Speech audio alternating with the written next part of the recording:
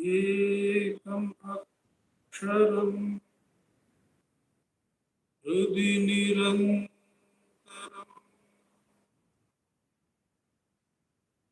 bhasate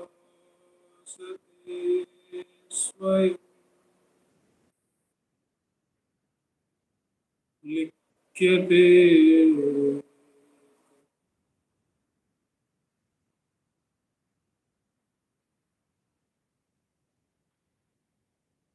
hridaya kuhara madhye kevalam brahmamatram naham aham sakshat atmarupena bhati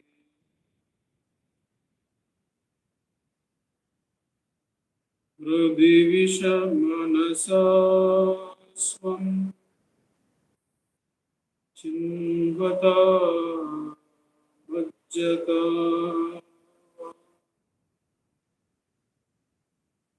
vanachalanarodha atmanishto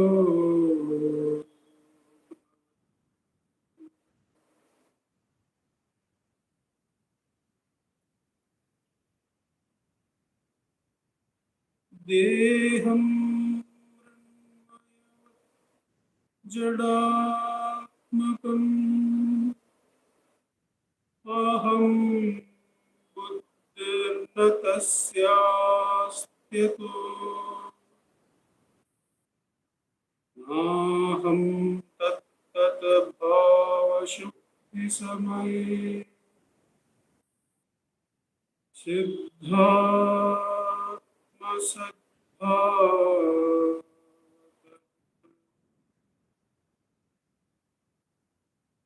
oham bhavayuta kuto vanadhiye drishtatmanishtatmana soham spurtitaya arunachala shivaha guru vibhati swayam soham spurtitaya arunachala shivaha guru vibhati swayam.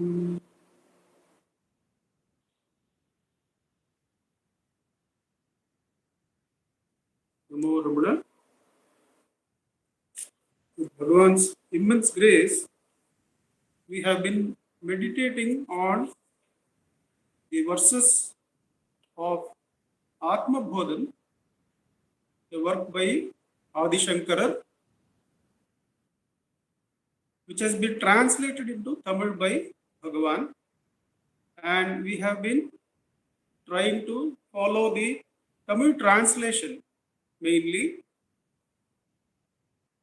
and we find that we are in verse number 10, and if possible we will try to cover verse number 11 also today.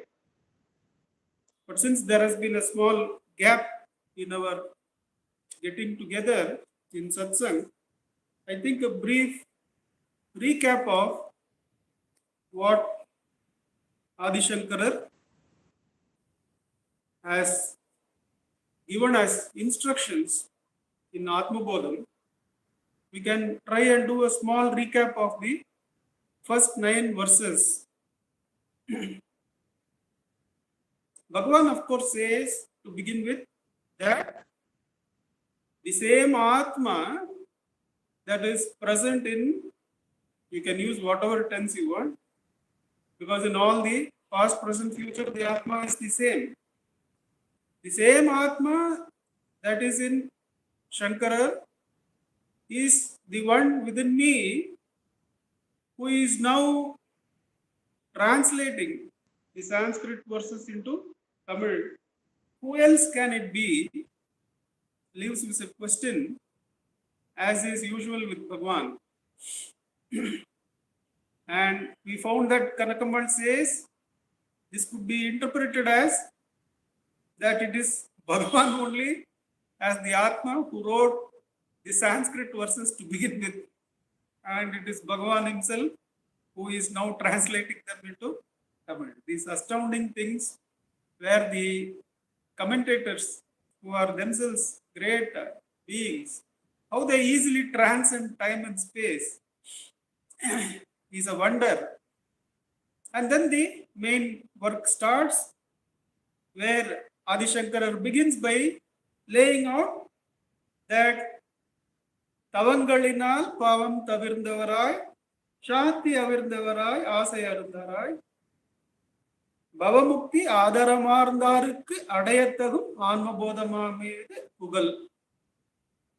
Bhagavan says that the desires have been put aside by appropriate penances, and one is now primarily interested in liberation.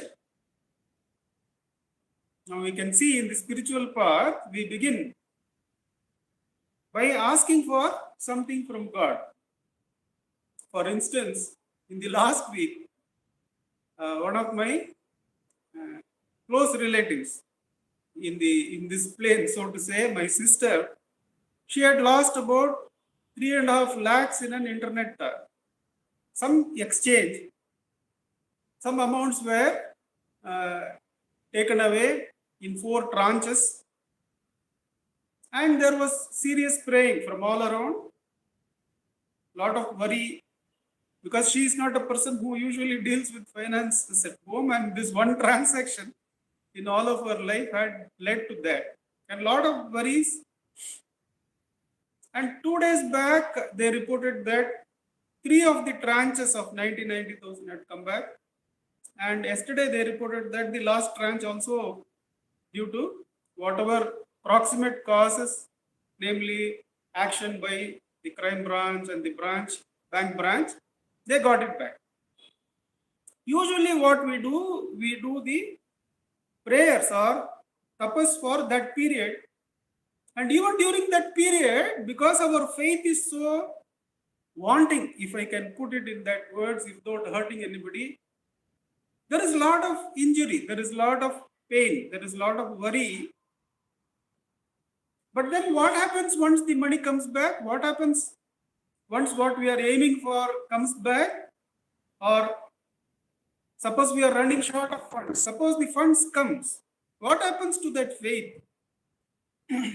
It goes off to take a holiday. The faith goes off to take a holiday because it was object oriented. Now we begin like that. Then we understand that constructing a 5 crore temple, or getting back the funds you have lost, or getting whatever, if you have that as goal of your faith, then that faith wanes as soon as that goal is granted. When Bhagavan decides, when life decides, this is the only level you can develop up to now, it will grant that, and then we go back to our earlier or slightly better off levels of faith, and then continue to do partial surrenders again. Then comes the point when we realize all these, old age, losing money, child not speaking, all this, constructing temple, all these are really not the goals of faith. Faith is a goal in itself. Faith is to be practiced for its own sake, the Dhrida Bhakti. And such ones who practice that achala sthiti inside, where the ego is unmoved by circumstances, with faith or with jnana, with surrender or with self-attention, such ones are called as mumukshus. So the desires are in abeyance. Asaigal arundarai. They are no more interested in. The faith is not used as a servant to get back your funds or make your grandson speak or whatever. Because when that event comes, what happens to your faith? It slackens. So, such ones are not the ones targeted, so says Shankarar. Asai arundarai bhavamukti adaram ardar. Those who are now practicing faith or jnana for its own sake, for its own completeness, for its own purnatva, where even the individuality can be offered as penance to that faith or to that achala sthiti. To such ones I am giving this Atma Bodha.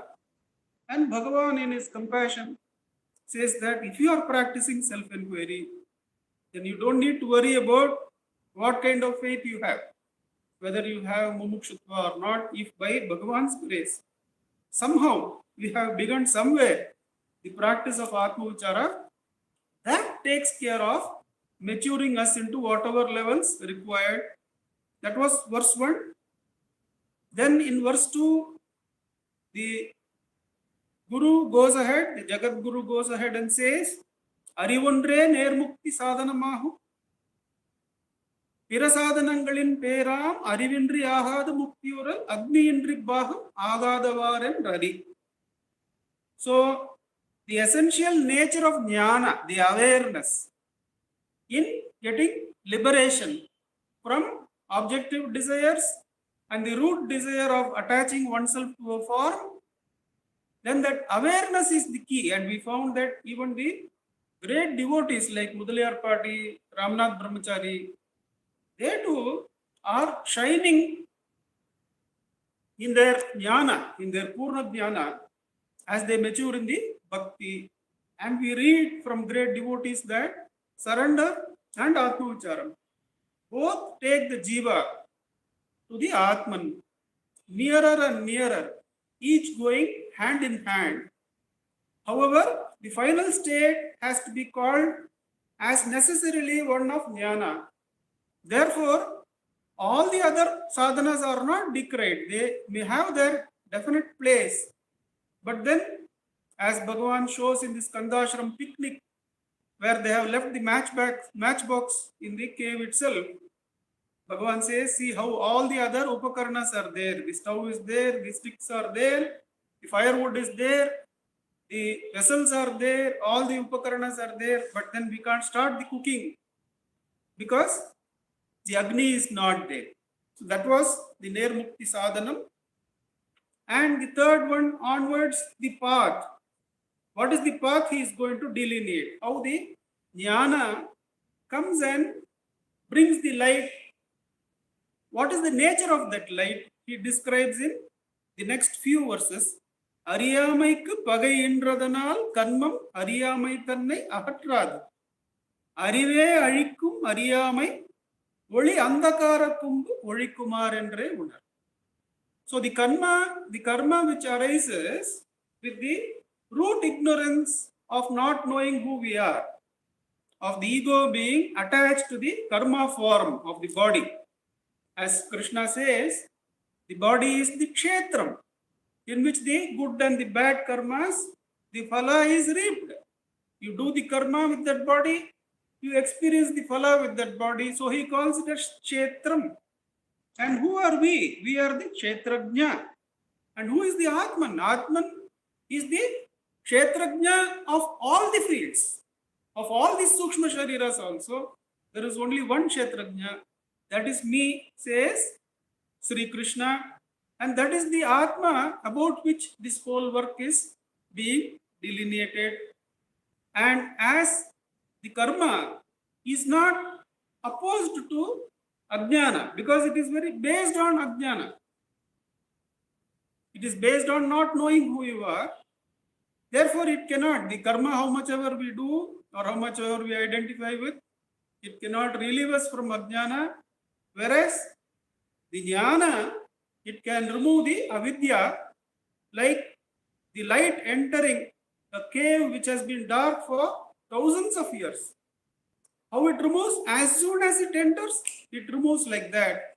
That is how the jnana in Atma Bodha is to enter us, is to enter and remove the ignorance in us. The next verse 2 is indicating the nature of that sadhana and how that sadhana itself is going to completely remove all the ignorance, and the Atma is going to shine by itself. Ariyamayal Marevanadu Pol Anma Arave Ahd Ekam Adahi Niraiva Ilagume Tanai Piriyave Meham Ilagumadittan Yanave. How Meghapaye Amushavani. As soon as the cloud clover disperses, how the sun shines, the Ajnana being removed, the self shines self-luminously.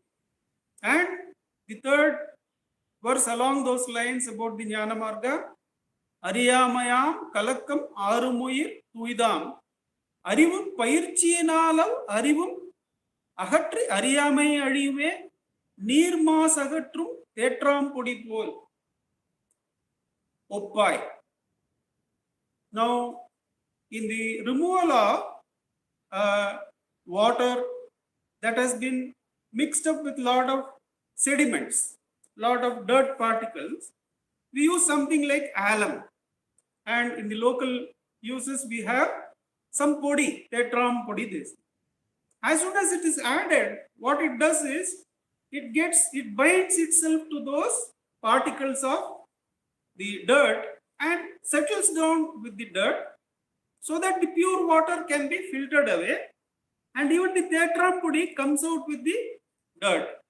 So similarly, the jnana sadhana, the who am I, or the surrender, or the parayana we may do, or all the upakaranas we would have built up to come up to that jnana, which finally let us say leads us to Atma Vicharam. Even that Atma Vicharam, what will happen to that? Like the sticks used to stir a pyre, Bhagavan uses the word funeral pyre.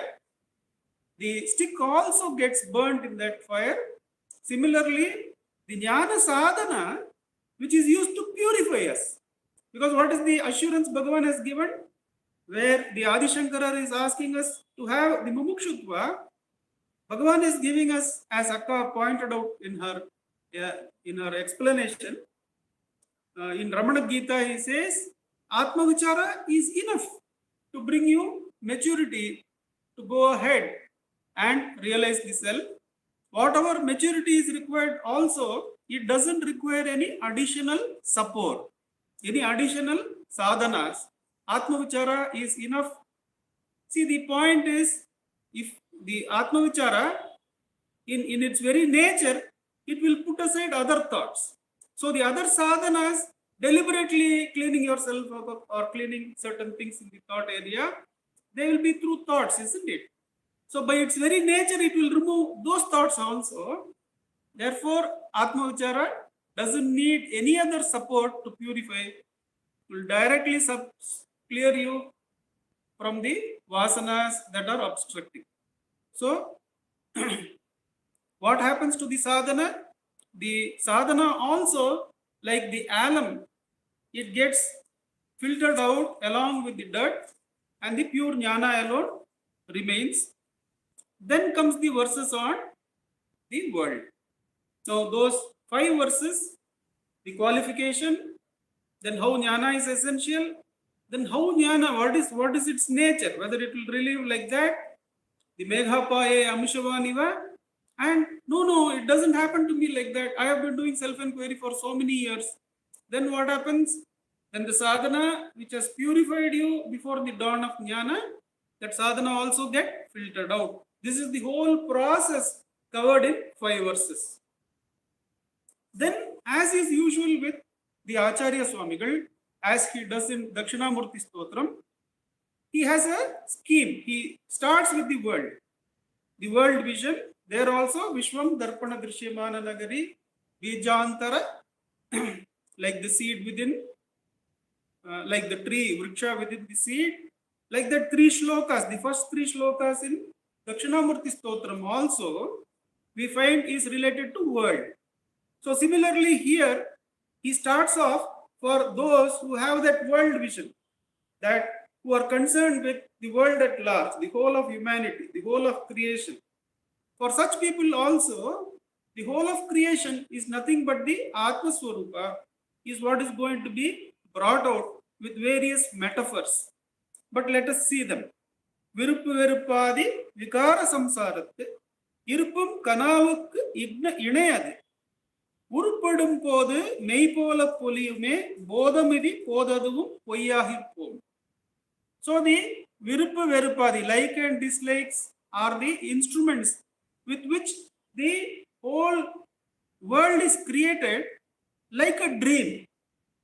And the moment you have crossed that duality, for whom is like and dislike, for me, who am I, and wake up to the self, this whole world, which appears to be so many light years across, all that, the time and space, they vanish into that waker, the awakened being, the Atma Swarupa. They become non-existent in the self-luminous self. So the metaphor is that of awakening from a dream. The whole world, the whole creation, which appears so huge, and so many universes are said to be there, but all that is reduced to a mere dream, primarily supported by what? Primarily supported by like and dislike. Viruppu veruppadi vikara samsara. Without viruppu veruppu, that doesn't stand before consciousness. If you drop the viruppu veruppu and identify with the self, that whole dream collapses. The seventh verse is Sutti velli pola thuni. The how in the shell that is lying in the beaches, there is an appearance of silver only if you forget the Adhisthana, only if you forget the Brahman, you will be enamored with the world. Therefore, the Adhisthana nature of Brahman is mentioned there. The first example for the world is that of a dream. The second metaphor is of the shell and the superimposed silver on it. The moment you see the Adhisthana, the silver no more enamors you, or you are no more enamored with the silver. எவ்வளவு காலம் எவைக்கும் அதிஷ்டானமாம் அவ்யயமாம் பிரம்மம் ஆய்ந்த அறிதல் ஒவ்விடாது அத்துணை காலம் அகிலமும் மெய்யாய் தோன்றும் சுத்தி வெள்ளி போல தோணி. Till you realize the adhisthana, the world will appear to be real. Whereas the moment you see the adhisthana, the silver vanishes. Then the metaphor changes to the bubbles that are present in the water. The whole creation still. All these shlokas are on whole creation. Ulagu. How the Ulagu is actually only the Atman. Mudarkaranamai Murudin Adaramam. Aduvam Pareshan Ahate. Udadi Udi Kumiri Polgal Pol Ulagangalellam Udithu Irundu Oyum Unar. So from dream to silver apparently seen on shell to bubbles on water. So you can take that all these creations, they are not as dead as just getting up from a dream or as inert as a silver on. They are having this birth and all this existence, and after billions and billions of years, then they subside.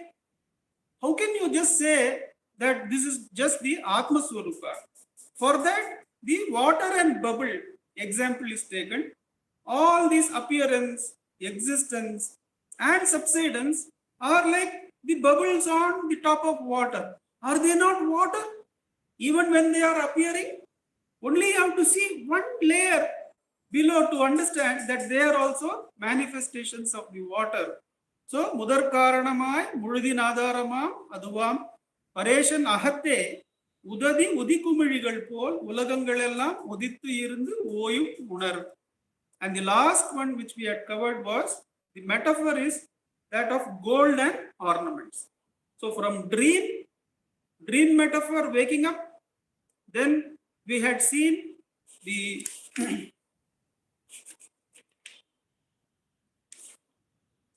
Sutti Velli, that is the silver on the shell, and then the metaphor moves to the bubbles on the water, and the last metaphor we have for the world before moving on to next segment still about the world, which we had seen, was that of gold and its ornaments.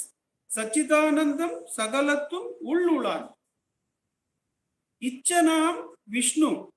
Nilai Tannil Sochama Ponnil Kadagadi Polumpal Totramela Anniyam Andrendru Ari. Since he is permeating. See, this permeating is a very interesting concept that we have to try and understand. That since he is permeating everything, he is permeating the I thought also. The I thought, which is the adhara for all the other thoughts.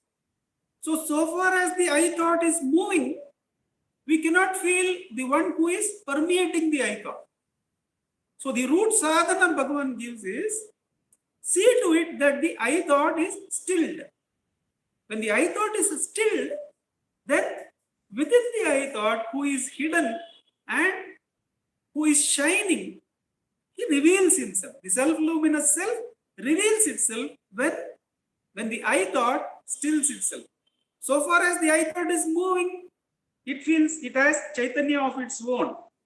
When it understands my Chaitanya is derived, so let me be still, then the true Chaitanya, the self-luminous self, reveals itself. Satchitanandam Sakalattum Ullulan. Since he is within everything, he is within you also, says Bhagavan.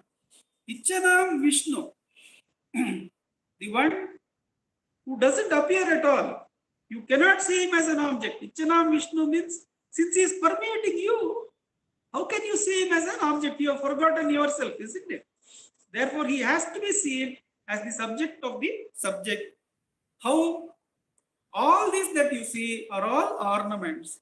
Only when you go beyond to the substrate of gold, you are able to see that the whole creation is nothing but the gold, the Brahman. So we go on to the next two Upamanas, the new verses that we have to see, 10 and 11. The 10th verse is about the whole creation once again. But the whole creation is viewed from the angle of macro. The next verse, 11th verse, the whole creation is viewed inside out from the Jivatma. From how the Jivatma gets conditioned. This verse number 10 is about how the whole creation, in what way it is conditioned. In the next verse, 11th verse, the focus is on how the Jivatma gets conditioned. And let's see the verses. Vinnile Pola Vilang Isan Nil Tondrum Ennil Upadi Isainda Vibu Annalum Up Veda Upadigalal Binnan Pol Vanavai Podalum Avai Podalum Pundrapurul. Annalum is Ishvara or Parabrahman, the Atma Swarupa. Veda Upadigalal Binnan Pol Anam. Because of the differentiating Upadis. Upadis are limiting adjuncts. So, just as the space that we see now, Vindile Pola, Vilangisanil, Tondrum Ennil Upadi. How the space is conditioned as, we say, this room. We say there is this space within this water bottle. So they say the space within the ghatam or the space within the room. There was a building opposite. All this area, this is made of colony started about 40 years ago. So slowly, one after the other, we find the old buildings which are of old design and whatnot. They are being demolished and new constructions are coming up. In that whole scheme of things, the opposite house has been purchased and the old house has been demolished. The moment it demolished, did that space suddenly come up? Did that space that is now clearly visible, the light is pouring in from all sides, The space is suddenly visible. But just that it was not visible, was the space not there? The space was always there. But it appeared limited, and because of the registration process and all, it feels that that space belongs to so and so. Chinmayananda Swamigal, he used to say a story which was narrated to us by Brahmananji, that they all used to have in Bombay this practice of going to homes, going to the houses of people, and there will be some puja and satsang. And Brahmananji himself was a young practitioner of Vedanta, then let's put it like that. And they have gone to a home, and that happened to be a Graha Pravesha of a flat in the third floor. And the Guruji has asked, is this floor yours? Yeah, owner has said yes, yes. And Chinmayananji has asked, is it not the ceiling of the second floor guy? Similarly, each of the adjuncts, each of the limiting spaces, limiting walls were found to be shared by others or by common public. The common areas walls are belonging on the other side to the common public. So practically, the Swamiji said, what is it that you have? If each of those walls belong to the other, if you take it like that, then what is it that you have? But we have so clear feeling that now I am in this space belongs to me. It has been registered, and so it belongs to me. We say the Upadhigal is only apparently covering up this space. It does not really limit the space. And is it that only when the Upadhis are removed, only when the walls are removed, can't we not see the space even when the wands are there? So, therefore, similarly, in the Atman, in the Atma Swarupa, the limiting adjuncts like time and space, let us say. Bhagavan says in Ulladu Narpadu, Namandri, Naaledu Nadedu. Of course, we are not sticking to the linear process of Atma Bodha Vichara. Since we have, as a group, done the Vichara of Ulladu Narpadu also, let us look at it from the sadhana perspective. How Bhagavan has brought this in Ulladu Narpadu, that time and space are mere upadhis on the Atman, which are really not there. The limiting adjuncts, Bhagavan says there, Namandri, Naaledu, Nadedu. Nadunkal, Namudambel, Nalnatul, Nampadu. If the Atma is limited to the extent of the body, which is going to come in the next verse, that if we limit ourselves to the body, then the whole of Brahman appears to be limited by the time and space adjuncts. Whereas Namudambo, Nam Indru Andri Endrum Mundru, Nadu Ingu Angu Engum Mundru. Yesterday, today, and tomorrow also, the self-attentive eye has remained unchanged. In Balyavastha, in Yuvavastha, in the middle age, the self-attentive eye has never changed. Only the Jiva Bhava, which is identified with the body or with the mind, says, I was a mother. I was talking to my mother. She usually says, 40 years back, 50 years back, in Alua, when we were there, you did like this. Your brother did like this. So we were sharing and we were exploring. Was the self-attentive eye different in Alua? And she could say, yes, it was not different. The self-attentive eye is the same. The self-attentive eye now is the same as the self-attentive eye then. Only the consciousness identified with the Upadhi, called yourself the healthy Yavana, or now the 87-year-old body, or identified with that wonderful mother she was, who was taking care of her children so well, or the one who is bedridden now, but they are the Upadhis. Is the self-attentive eye any different from then to now? No. So therefore Bhagavan says that the Kala Desha itself is a limiting adjunct on the Atma Swarupa, which he gradually takes us even in self-inquiry. In self-inquiry, as you go towards the self, those adjuncts which are there in Brahman, they are also addressed and crossed. The first person, second person, third person, past, present, future, time and place, Vidhi Madhi. Who can be without the adjunct of Vidhi? Only the Brahman can be beyond the Vidhi. Therefore, Bhagavan takes us beyond all that in Ulladunarpad. All the limiting adjuncts of Brahman takes us beyond and shows that Brahman is really not limited by any of that. That is what is covered in this verse. Vindile pola velangīsanil thondrum ennil upadi. All those differentiating spaces, like this is USA, this is this, this area is the Milky Way galaxy. All those, the scientists themselves are now surprised that time is an illusion as far as consciousness is concerned. What was considered as a real factor, time, is now discovered by physicists as something unreal.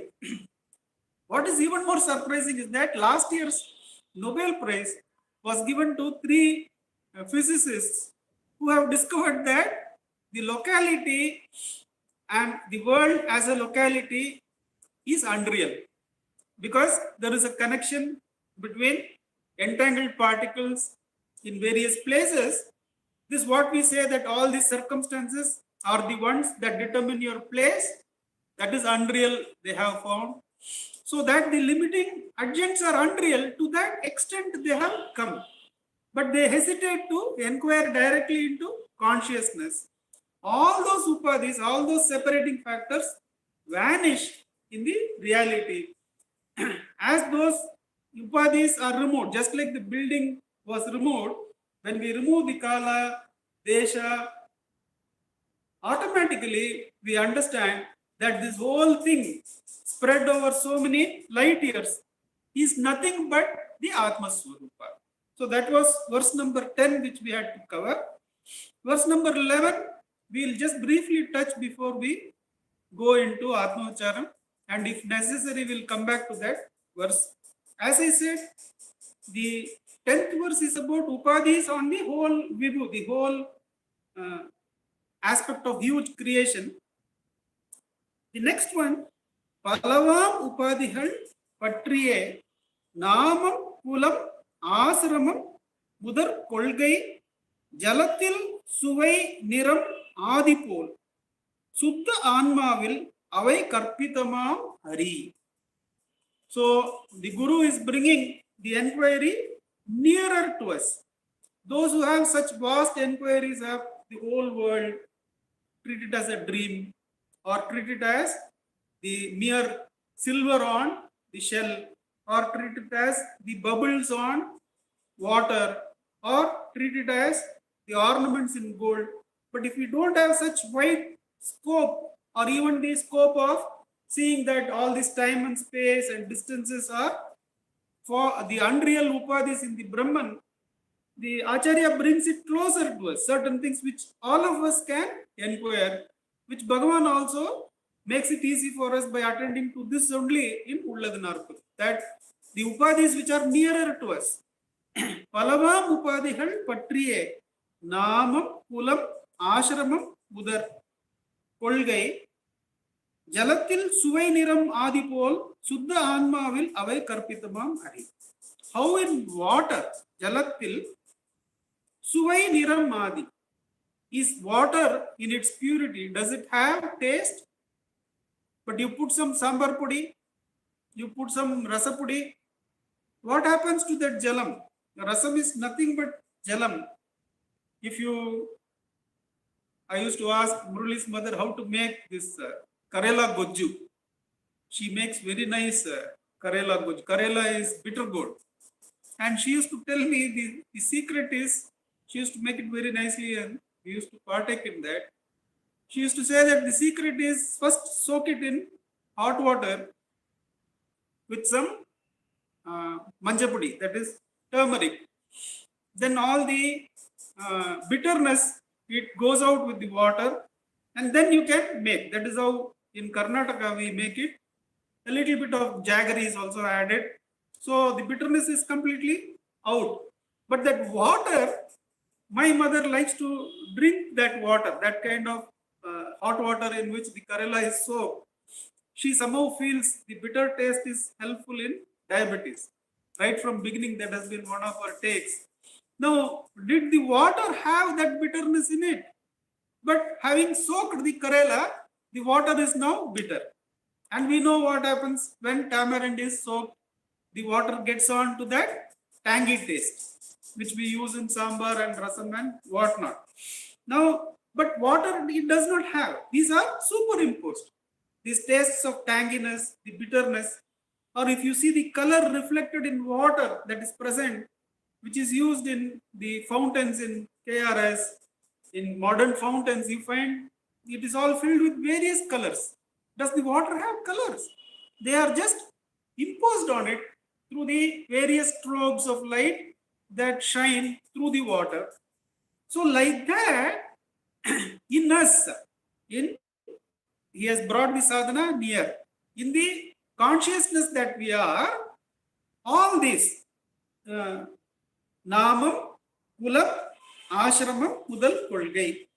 For the deha upadhi, we say that we belong to human beings and those are animals, these are plants. That is one upadhi. That is upadhi based on body. Then the upadhi based on the mind are plenty. We have the various varnas that have been there, which was based on the occupation we have, and we have our usual problems with that upadhi. We have the upadhi of the various identities that we have in the mind. Then we have the upadhis of ashrama, that the brahmacharya ashrama, the householders, the vanaprasthas, and the sannyasis. Now, Bhagavan, when he teaches Atma Vicharam, he is often asked that question. I, as an householder, am I eligible for self-realization? Am I not ineligible? Am I not restricted by my householder responsibilities and duties? Bhagavan says that a householder who abiding in the self carries out his work without calling himself an householder is better off than a sannyasi who identifies himself with the sannyasi and differentiates himself from others. A sannyasi who calls himself a sannyasi is no sannyasi. A householder, on the other hand, if he can be silent, be self-observant, and allow the duties to be performed without any rankle, then such a one is better off and more nearer to self-realization, says Bhagavan. There, but that upadhi is there. We feel. Why do you think yourself as householder? He says. Who says that? Ask that. Who says that he is a householder? So those ashramas are an upadhi. Kulam, ashramam, mudar kolge. All these upadhis on whom we construct on ourselves, on the Atma itself. And therefore we feel limited. Now, how does Bhagavan combine both? We find in 11th verse, the upadhis are closer to us. The upadhis related to the body and to the jiva, which is identified with the mind. The previous one are the upadhis on the vibhu, on the sarvavyapi. How does Bhagavan combine both? Bhagavan says, begin here. Begin with the thoughts. You may initially get more thoughts about yourself. Whether your body is healthy or not, what happened to daughter, what happened to wife and all that. But as you keep inquiring, as you go deeper into the consciousness, you will find Ulladanarpada verses coming. You will find that Irattaigal Muppudigal Endrum Ondru Patri Irupavam. If I cross the like and dislike, then that whole area, is it not crossed? Are all the jivas not subject to like and dislike? First person, if you hold and you dismantle the falsity there, then the second person and third person fall away. Where is that? Is it an individual's upadhi? It is the upadhi on the macro. Similarly, time and space is an upadhi on the macro. But Bhagavan says, once you start investigating and letting go of thoughts, there will come a time when the individual upadhis may come back, may be there. But then you will start exploring. Ulladanarpada will come in front of you. You will start exploring the upadhis mentioned in verse number 10. The, the upadhis, the limiting adjuncts that are imposed on the Brahman itself. All you have to do is keep inquiring, who am I?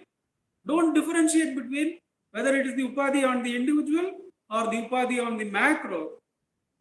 Both have to arise from within as thoughts. Keep letting go. Who is available in the inside? Who is the self-attentive I? With effort. Bhava balam. With bhava balam only, we go to bhavanatita sadbhava. We go to the self. That self is the upadhi rahita atma.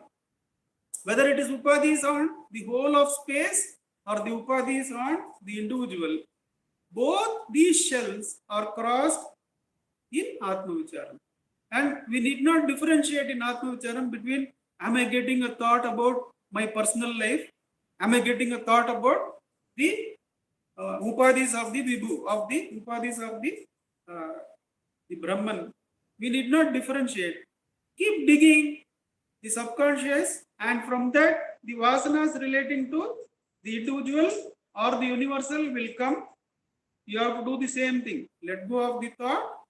Ask, for whom is this thought? This thought is for me.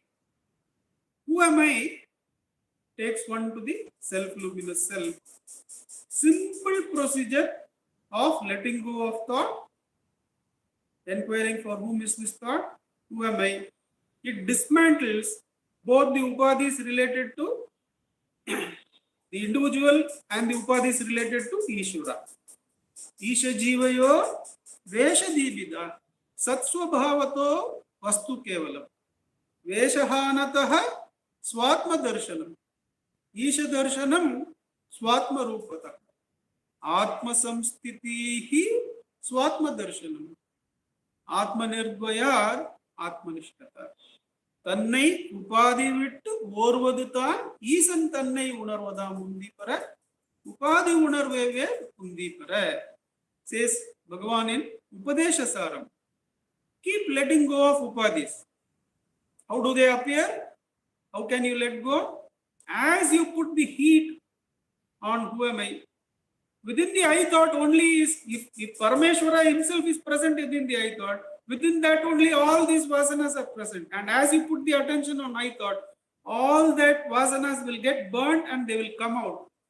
Don't follow those thoughts, whether it is individual upadhi or upadhi of the Brahman or of the Ishvara. Let it go. For whom is this thought?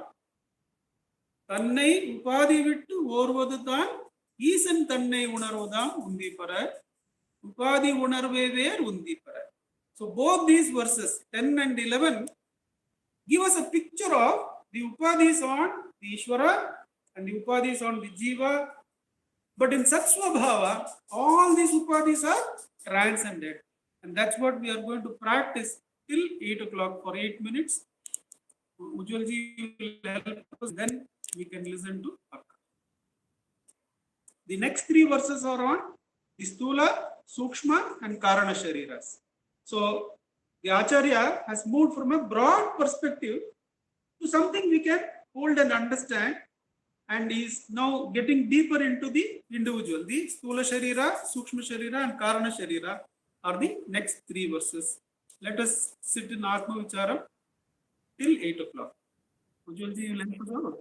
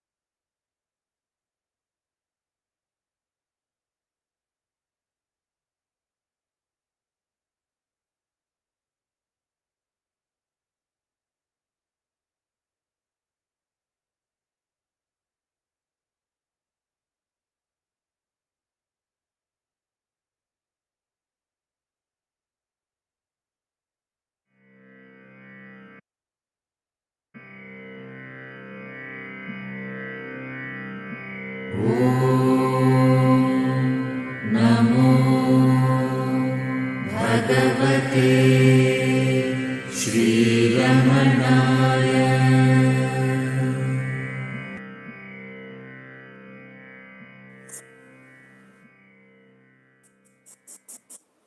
NaMo Raman, NaMo रमणकार।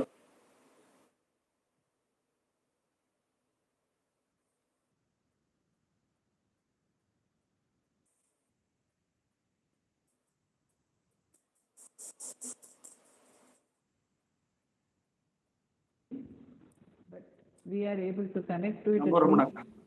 Namo Ramana, sir. Namo Ramana. Are you able to hear me?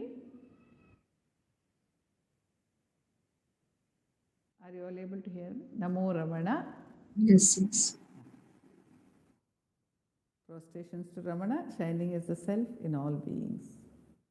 By the immense grace of the self, shining as Ramana, we are able to meditate on the words of Shankara Ramana, and yesterday was Shankara Jayanti, and that force is felt.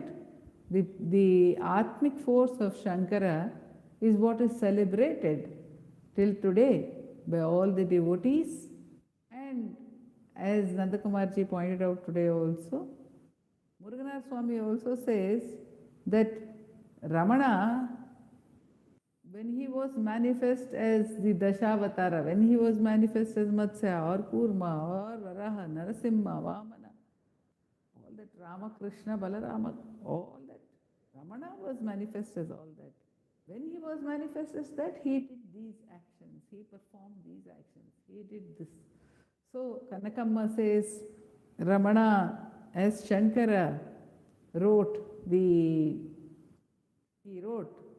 Anma bodham, and now he is explaining it to us in Tamil. By his grace, he has allowed us to meditate on these verses. So Nandakumar today took us through the entire section as a sort of a recap, and also to give us a concise idea about the pattern in which Shankara Bhagavad-pada has cast the Anma bodham, and how Bhagavan has highlighted it for us. So the beginning is always with the Atma Tattva. That is what is declared in the beginning, the glory of Jnana, the glory of the real state, the self, is declared in the beginning. In Ramanacentre Center for Learning, we had several discussions. We keep holding self-inquiry workshops, classes, all that. And we would have discussions about the best way in which to approach the subject of self-inquiry. Nandakumar would always say that it is important to give the whole truth in the beginning. The whole truth in the beginning. Very important. He would say, there would be a discussion saying, no, but the whole truth may not be understood by most of the people. They may need a step-by-step approach. We might have to begin from where we are. But he would say, no, we have to give the whole truth in the beginning, because if there is even one person who is sensitive to the whole truth, then we are denying that person the opportunity to go directly into the whole truth at the very beginning. Why we delay the experience of one who is already right? So the whole truth is given in the beginning. It is given so that if one is ready, one can experience it then and there. This alone is true. The self alone is true. Nothing else matters. Jnana alone matters. If one can grasp it at the first listening to that truth, then there is no further journey. But supposing one is not ready, then as Bhagavan in Ulladhu Narpadu also, he says, Mummudale, Yemmada, Mummur Kollum, Or Mudale. So, Jiva, Jagat, Paratma.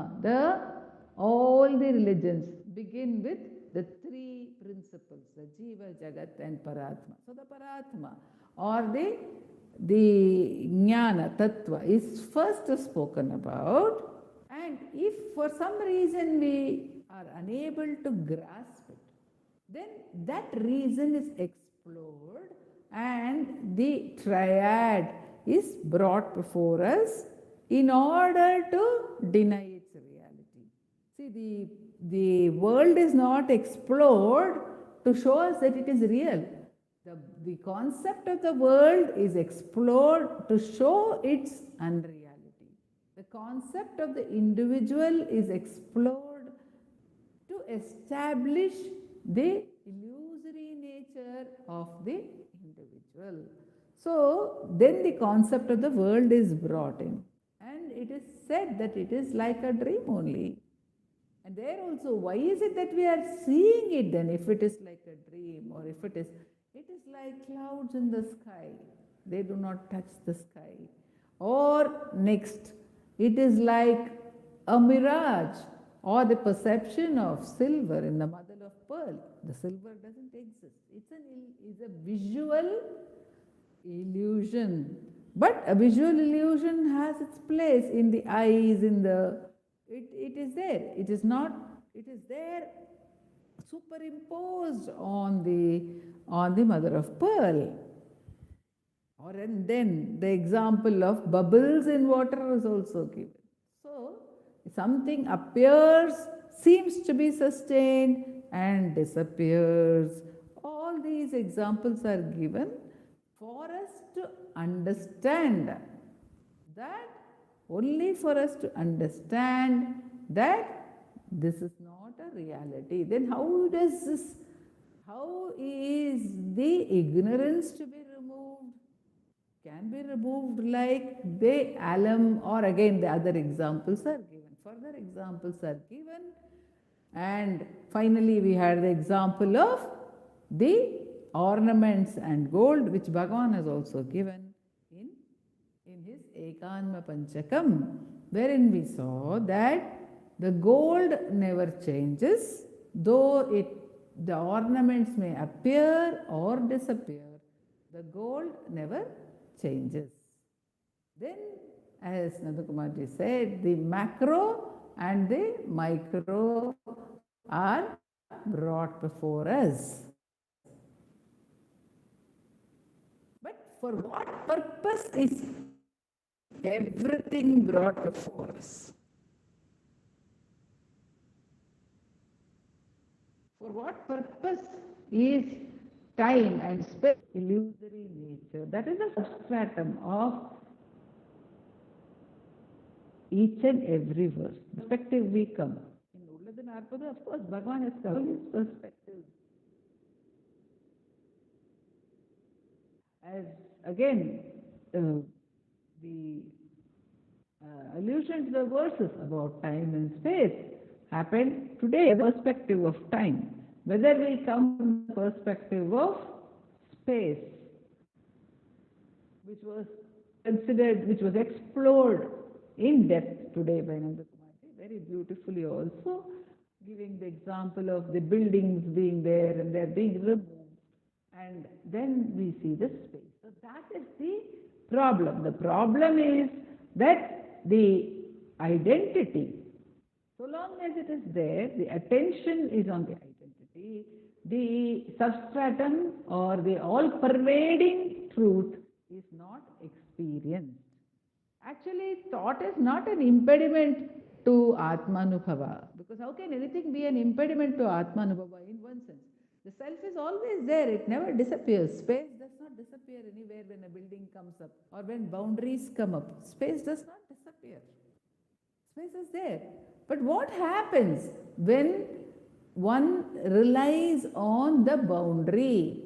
Then, for one thing, our attention is entirely on the boundary alone. We are worried about the boundary or happy about the boundary, and we are stuck in that earlier verse of likes and dislikes which have to be crossed over in order to get to the actual essence. So we are stuck in the boundaries and we become dependent on them. So long as there is a thought, we think that thought is necessary for our existence. When there is no thought, when there is the experience, actual experience of silence, the dropping of thought, then what will happen? Oh, I do not need a thought. There is no necessity for a thought for my being. There is no necessity of an object for my being. There is no necessity of a goal for my being, which is in itself bliss. There is no necessity of anything other than itself. It is Purnam, it is full. When will that be known to us? Only when we experience it in the absence of adjuncts. Only when we drop all the adjuncts. In one of our dance dramas, we did a dance drama. We talk about all the adjuncts. Wealth, fame, learning, near and dear ones, even a sense of right and wrong. You're not hearing me?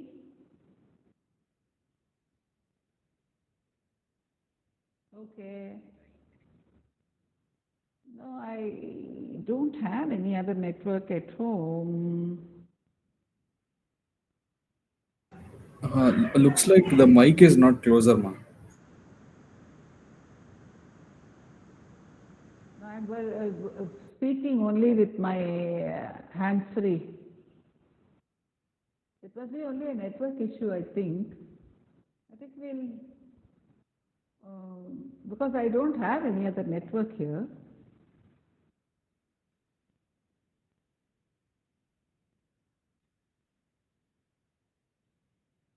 I can try this, but no. Revathi, your hotspot. But I don't know where I went on.